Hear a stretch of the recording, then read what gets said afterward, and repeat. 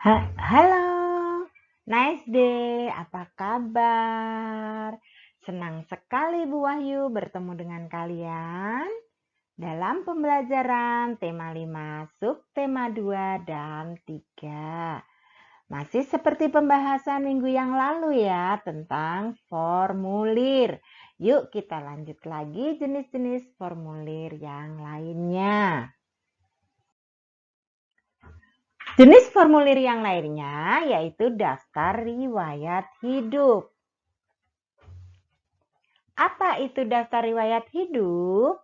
Nah, daftar riwayat hidup sering disebut dengan biodata. Nah, biodata ini berisi tentang data pribadi seseorang secara lengkap yang biasanya digunakan untuk keperluan melamar pekerjaan, ya, lalu mendaftar baik itu sebagai siswa baru atau anggota baru dari organisasi. Seperti dalam pengisian formulir lainnya, tentunya dalam mengisi daftar riwayat hidup ini, kalian juga harus memperhatikan beberapa hal, yaitu tentang kejujuran. Dalam mengisi daftar riwayat hidup, kalian tidak boleh mengada-ada. Yang kedua, akurat, yaitu sesuai dengan daftar resmi. Ya, misalkan kalian punya akte kelahiran, maka menulis nama, tempat tanggal lahir harus sesuai dengan data di akta kelahiran. Itu yang dinamakan dengan akurat. Yang ketiga, lengkap. Ya, tidak boleh disingkat-singkat. Harus lengkap dalam mengisi daftar riwayat hidup. Yang keempat, jelas. Jadi kalian menggunakan tulisan yang jelas dan bisa dibaca, baik itu tulis tangan maupun secara diketik ya. Jadi kalian harus menggunakan huruf yang jelas. Dalam pengisian data pribadi, biasanya disertakan beberapa cara petunjuk untuk pengisian daftar riwayat hidup. Ya, jadi kalian tidak usah bingung dalam mengisi daftar riwayat hidup, biasanya ada petunjuk tersendiri. Coba sekarang dibuka LKS-nya halaman 42. Nah, di situ bisa kalian lihat petunjuk pengisian formulir daftar riwayat hidup. Yuk kita buka dan kita pelajari bersama-sama. Selain bentuk isian, ternyata daftar riwayat hidup itu ada yang berbentuk narasi loh. Nah, nanti akan kita pelajari pada saat meeting kelas ya. Apa itu bentuk daftar riwayat hidup dalam bentuk narasi?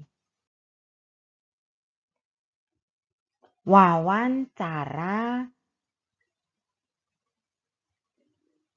Wawancara daftar riwayat hidup merupakan kegiatan tanya jawab secara lisan untuk memperoleh informasi biodata seseorang. Jadi, sewaktu kalian kelas 5, kalian sudah melakukan wawancara kan? Baik, jadi sudah pernah pengalaman untuk melakukan wawancara. Tapi kalau sekarang itu wawancara berdasarkan daftar riwayat hidup. Ciri-ciri wawancara. 1. Dilakukan secara tatap muka. Yang kedua, dilakukan dengan tujuan mengumpulkan data dan fakta. Yang ketiga, pewawancara yaitu orang yang mewawancarai. Sedangkan narasumber yaitu orang yang diwawancarai. Jelas ya anak-anak? Nah, apa persiapan wawancara? Tentunya kita harus mempersiapkan perlengkapannya seperti alat tulis, buku catatan, dan alat rekam. Yang kedua, simaklah dengan seksama pernyataan yang disampaikan oleh narasumber. Yang ketiga, catat pernyataan-pernyataan yang diperlukan. Dan yang keempat, tanyakan ke narasumber apabila kalian menemukan hal-hal yang kurang kalian pahami. Nah, nanti dalam meeting kelas akan Bu Wahyu jelaskan untuk tugas wawancara ini sebagai Project School Bahasa Indonesia. Demikian beberapa penjelasan mengenai formulir yang dapat kalian pelajari. Di samping masih banyak lagi loh contoh formulir yang lain ya. Seperti apa? Ya, formulir ujian khusus, formulir pengiriman barang, formulir menabung, ada juga kartu pos, wesel, dan lain-lain. Satu hal yang perlu kalian ingat, setiap kali kalian mengisi teks formulir, kalian harus memperhatikan petunjuk pengisian formulir. Oke deh, demikian untuk pembahasan formulir di tema 5.